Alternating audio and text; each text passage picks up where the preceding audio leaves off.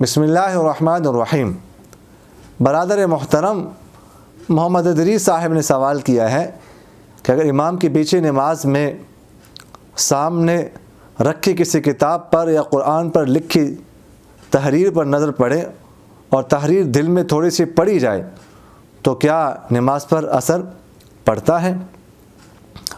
ایک سوال انہوں نے یہ کیا ہے۔ اس سوال کا جواب یہ ہے کہ دیکھیں، اگر کوئی نماز کے دوران سامنے کتاب رکھی ہوئی ہو یا کوئی دیوار پر یا محراب کے اندر تحریر لکھی ہوئی ہو اور وہ کوئی دل میں پڑھ لے، زبان سے نہ پڑھے، تو اس صورت میں نماز فاسد نہیں ہوتی۔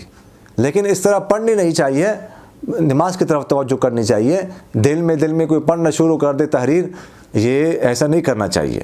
اگر کسی کی نظر پڑھ بھی جائے، سمجھ آ جائے، پھر نظر جھکانی چاہیے، پڑھنا نہیں چاہیے۔ اور اگر کسی نے تحریر زبان سے پڑھ لی تو اس صورت میں پھر نماز فاسد ہو جائے گی، اس نماز کا اعادہ کرنا پڑے گا۔ دوسرا سوال انہوں نے یہ کیا ہے، اگر دوران جماعت سامنے دیوار پر الماری میں جو شیشہ لگا ہوتا ہے اس میں بندے کو اپنا عکس دکھائی دیں تو کیا حکم ہے؟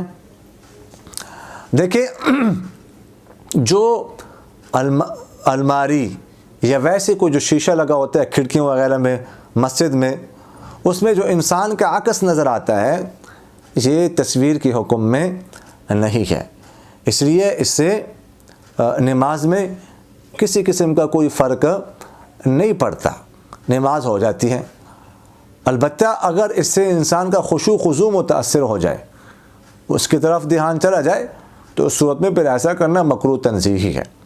تو اس لیے اس کو اگر کسی کا عکس نظر آ رہا ہو تو اس طرف توجہ نہیں دینے چاہیے، بس نیچے دیکھنا چاہیے، سامنے جو ہے نا وہ نہیں دیکھنا چاہیے۔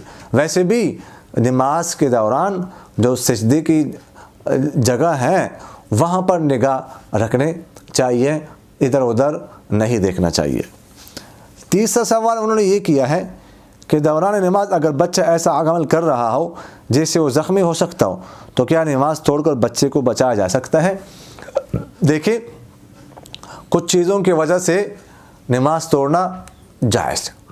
ان میں ایک یہ بھی ہے کہ اگر کوئی بچہ ہو اور اس کا کسی جگہ گرنے کا خطرہ ہو، اونچی جگہ سے گرنے کا خطرہ ہو، یا آگ میں جلنے کا خطرہ ہو، یا کوئی اور مثلاً پانی میں ڈوبنے کا خطرہ ہو، اس طرح کے خطرات اس کو لاحق ہو یا کوئی خطرہ لاحق ہو، تو اس صورت میں نماز توڑ کر اس بچے کو بچانا جائز ہے۔